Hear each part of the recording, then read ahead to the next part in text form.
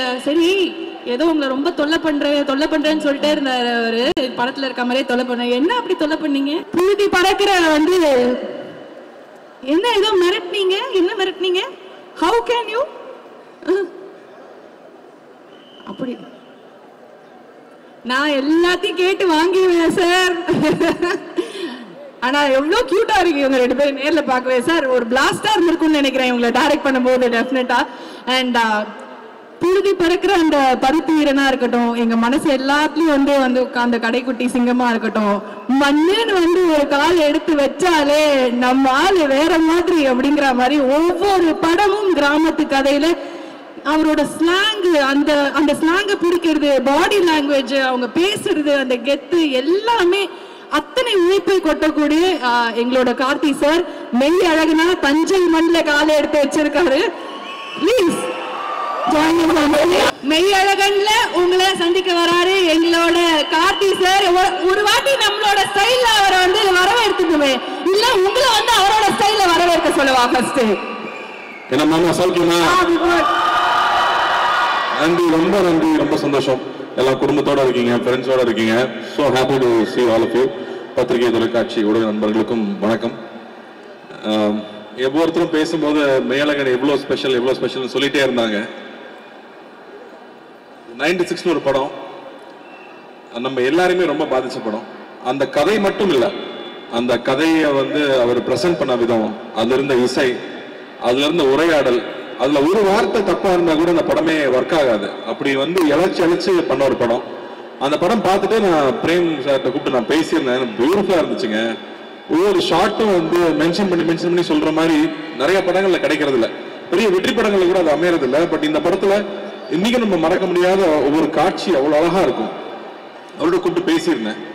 அதுக்கப்புறம் ரொம்ப நாளுக்கு அப்புறமா வந்து நம்ம ஜெய்பீன் டைரக்டர் ஞானவேல் சொன்னாரு, எங்க உங்களுக்காக ஒரு கதை வச்சிருக்காரு, உங்கள்கிட்ட கொடுக்க மாட்டேங்கிறாரு, பயப்படுறாருன்னு மட்டும் சொன்னாரு.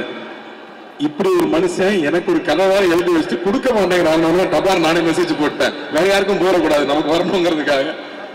ஸோ அவர் மெசேஜ் பண்ணி சொன்னேன், நம்ம மீட் பண்ணலாமா, எனக்கு இந்த கதை ரெடியாக இருந்தால் கொடுங்கன்னு சொன்னேன். அவர் வந்துட்டு ஒரு புக்கு கொண்டு வந்தாரு. இந்த புக்கை மட்டும் நீங்க படிச்சிருங்க அப்படின்னு சொன்னாரு. சரிங்க அண்ணா, இப்போ நடுவில் நீங்க வேற எதுவும் படம் பண்ணலையா?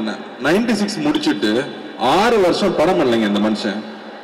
எப்படி இவங்க ஃப்ரெண்ட்ஸ் விட்டு வச்சாங்கன்னு தெரியல, வேற இல்ல ப்ரொடியூசர்ஸ் தான் எப்படி விட்டு வச்சாங்கன்னு தெரியல. பட் அதுதான் பிரேம்.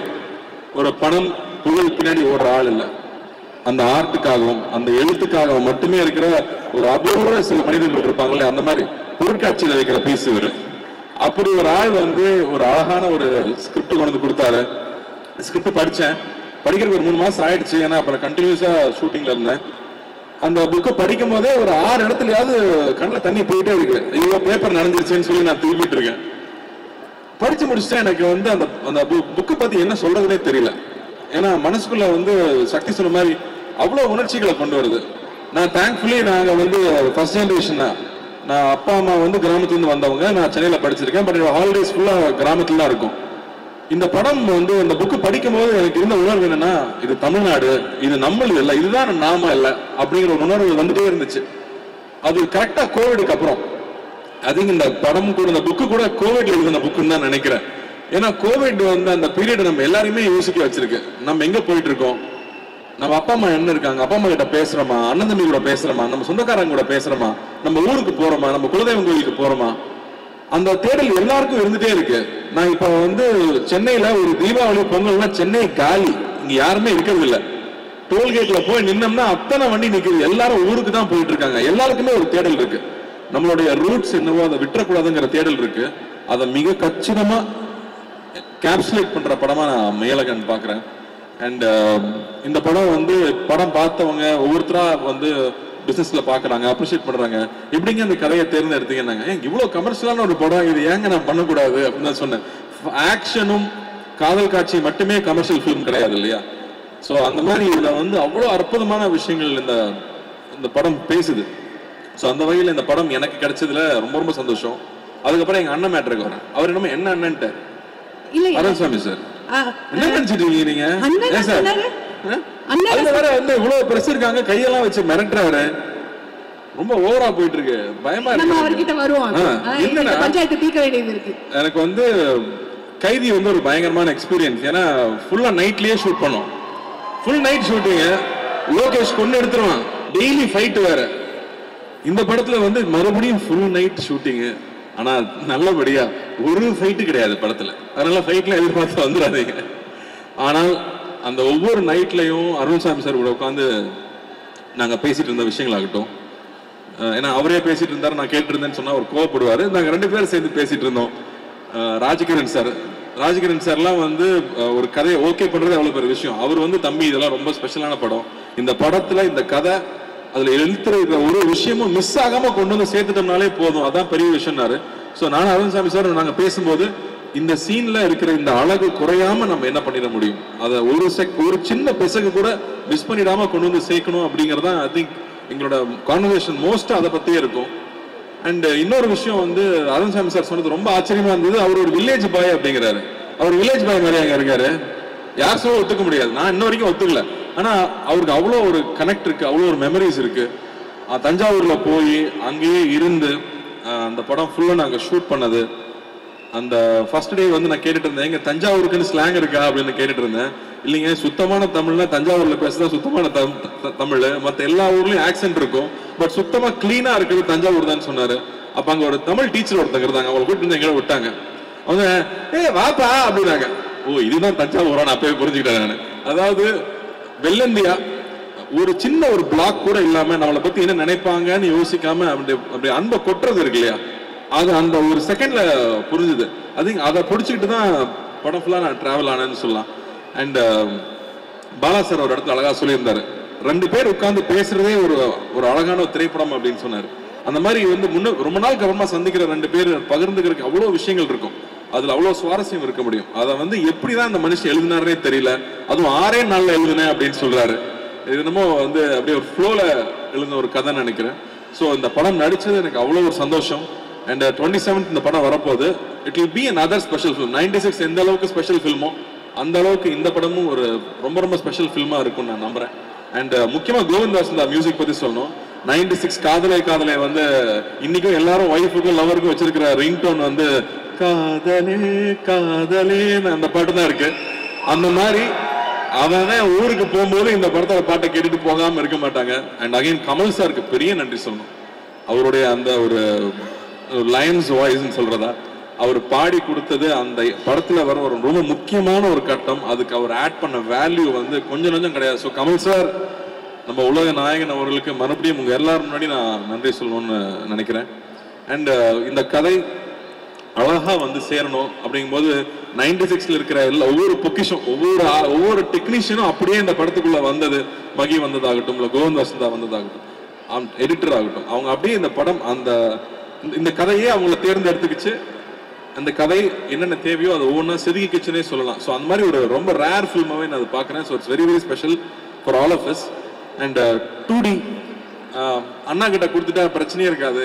இந்த படம் எப்படி வரணுமோ மிஸ் ஆகாம கரெக்டா வந்துடும், கரெக்டா கொண்டு வந்து சேர்த்துருவாங்கன்னு எனக்கு ஒரு நம்பிக்கை இருந்துச்சு. அந்த வகையில இந்த கதைக்கு என்னென்ன தேவையோ அத்தனை விஷயமும் ஏற்பாடு பண்ணி கொடுத்து முழுசா வந்திருக்கு இல்லையா, அந்த ஒரு வடிவம் இருக்குல்ல, அது I feel it's very very special.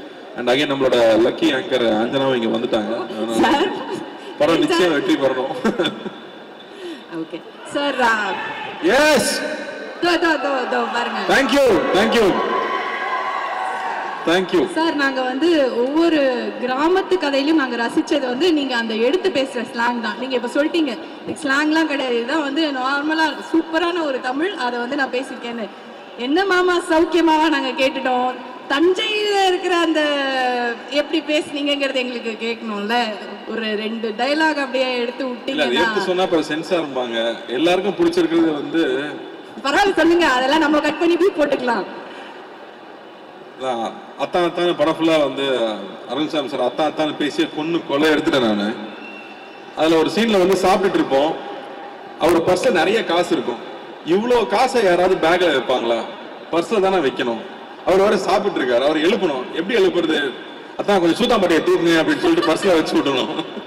அந்த வார்த்தை எனக்கே புதுசா இருந்துச்சு. இப்படிதான் பேசுவாங்களா? இல்ல எங்க ஊர்ல இப்படிதான் பேசுவாங்க அப்படின்னு சொன்னாங்க. சோ இந்த யதார்த்தம் இருக்கு இல்லையா, எந்த ஒரு ஸ்கிரீன் இல்லாம ஃபில்டர் இல்லாம, நம்ம நோ ஃபில்டர்னு போடுவோம்ல ஹேஷ்டேக்ல, அந்த மாதிரி நோ ஃபில்டர் ஜோன்ல இருக்க ஒரு கேரக்டர். நம்ம ஊர்ல பொதுவா ரொம்ப நல்லவனா இருக்கிறவன் பாசமா இருக்கிறவனை வந்து ஏமாளின்னு சொல்லிடுவோம். ஆனா அந்த மாதிரி கேரக்டர்ஸ் அவர் கிரியேட் பண்ண கேரக்டர் வந்து மற்றவங்க என்ன சொன்னாலும் தன்னோட இயல்புல இருந்து மாறாம இருக்கிற கேரக்டர் இருக்கு இல்லையா? ஸோ அதுதான் அந்த கேரக்டர். அது ரொம்ப பியூட்டிஃபுல்லா எழுதியிருக்காரு அவரு. ஸோ அதுல அவருக்கு தான் எல்லா பெருமையும். Fits like a glove sir. Karthi sir அந்த மாதிரி தான்ங்கிற மாதிரி தான் நாங்கள் பார்த்துருக்கோம். இன்னும் ஒரு விஷயம் என்னன்னா, நம்ம டைரக்டர் சாருக்கு வந்து ஒரு அழகான ஒரு நாஸ்டாலஜிக் கனெக்ட் வந்து அந்த பாடல்கள் மூலயமா கொடுக்கறத 96லயே வந்து பார்த்தோம் இல்லையா? ஏன்னா அந்த ஒரு பாட்டு பாடின உடனே அப்படியே எல்லா ஃபீலிங்ஸும் கொட்டிட்டு வரும் அப்படிங்கிற மாதிரி வந்து ராஜா சார் பாடல்கள் வந்து யூஸ் பண்ணி இந்த படத்துலயும் அந்த மாதிரி நாங்க ஏதாவது எதிர்பார்க்கலாமா? ராஜா சார் மியூசிக் இல்லாம இவர் கதை எழுத மாட்டாருன்னு நினைக்கிறேன். இந்த படத்துல இந்த மாதிரி ஒரு விஷயம் வச்சிருக்காரு. அது ரொம்ப அழகான சிச்சுவேஷன்ல வரும். அதனால நீங்க அந்த படத்துல பார்த்தா நல்லா இருக்கும்னு நினைக்கிறேன். அண்ட் வந்து நான் கேட்டேன், ஏங்க இது வந்து above 35ல இருக்கவங்க எல்லாருக்கும் ரொம்ப பிடிக்கும், 20ஸ்ல இருக்கிற பசங்களுக்கு பிடிக்குமா இந்த மாதிரி ஒரு நாஸ்டாலஜிக்கான ஒரு கதை பிடிக்குமான்னு கேட்டா, இல்லைங்க நான் ஃப்ரெண்ட்ஸ் கிட்ட சின்ன சின்ன பசங்க டோட்டு படிக்க ஆரம்பிச்சேன்.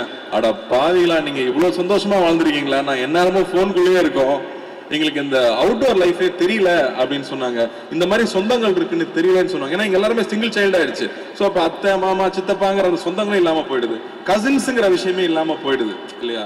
ஸோ அப்படி இருக்கும்போது அவங்களுக்குமே இது ரொம்ப புது எக்ஸ்பீரியன்ஸா இருக்கும்னு நான் நம்புறேன். ஓகே, ஸோ நம்ம எல்லாருக்குமே வந்து ரொம்ப அழகான ஒரு விஷயம் வந்து பண்ண ஒரு தெரப்பி மாதிரி அங்கே போய் பார்க்கலாம்னு நினைக்கிறேன் சார் இந்த படத்தை. அண்ட் சரி, ஏதோ உங்களை ரொம்ப தொல்லை பண்றேன்னு சொல்லிட்டே இருந்தாரு அவரு. படத்துல இருக்க மாதிரியே தொல்லை பண்ண, என்ன அப்படி தொல்லை பண்ணீங்க? என்னங்க, நைட் ஷூட்டிங் போயிட்டு வருவோம். நைட் ஷூட்டிங் போயிட்டு வெறும் வயிற்றுல தூங்க முடியுமா? தூங்க முடியாது. காலைல சாப்பிடணும். இவர் தூங்குறேன் பாரு. அப்புறம் காலைல எழுப்பி வாங்க சார் சாப்பிட போகலான்னு சொல்லி சாப்பிட்டு போய் தூங்க வச்சிருவேன். அதுப்பா கரெக்டாக 1 மணிக்கு எனக்கு பஸ்ஸும் அவர் தூங்கிட்டு இருப்பாரு. திரும்ப 1 மணிக்கு எழுப்பி வாங்க லஞ்சு கம்பெனி கொடுங்கன்னு கூட்டிட்டு போவேன். ஸோ இந்த மாதிரி சின்ன சின்ன தொல்லைகள் தான். 1 மணிக்கு ஒரு மனுஷனை தூக்கத்துல இருந்து எழுப்பிட்டு சாப்பிட்றதுக்கு அப்படின்ற இல்லைங்க. இந்த படத்துல அட்வான்டேஜ் என்னன்னா, சாங் ஃபைட் இந்த பிரச்சனை எல்லாம் இல்லை. ஸோ டயட்லாம் இருக்கணும்னு அவசியம் இல்லை. காரைக்குடியில் ஏதாவது தங்கி இருக்கோம், சாப்பாடுக்கு சொல்ல வேணுமா? அதனால 2 பேருமே ஃபூடிஸ் ரொம்ப என்ஜாய் பண்ணியிருக்கோம். மகி சொல்லிட்டு இருந்தார் இல்லையா, திண்டுக்கல்ல ஒரு ரெஸ்டாரண்ட் கூட்டிட்டு போனாரு. பேர் சொல்லலாம் இல்லை சார், பொன்ராம். காலையில 8 மணிக்கு பிரியாணி சாப்பிட்ருக்கீங்களா? காலையில 8 மணிக்கு பிரியாணி, அதுவும் தம் திறந்த உடனே சார் கூட்டிட்டு போய் வாங்கி கொடுத்தாரு. நன்றி சார். நல்லா சாப்பிட்டுருக்கீங்க. நாங்க சந்தோஷமா வேலை செஞ்சா மக்கள் சந்தோஷமா படம் பார்க்க முடியும். அதனால நாங்க ரொம்ப ஹாப்பியாவே இருந்திருக்கோம். ஆனா நீங்க பிரியாணி சாப்பிடுற அழகா நாங்க தான் அவ்வளவு பார்த்து ரசிச்சிருக்கோமே சார். அது 8 மணிக்கு பார்த்தா நல்லா தான் இருக்கும்.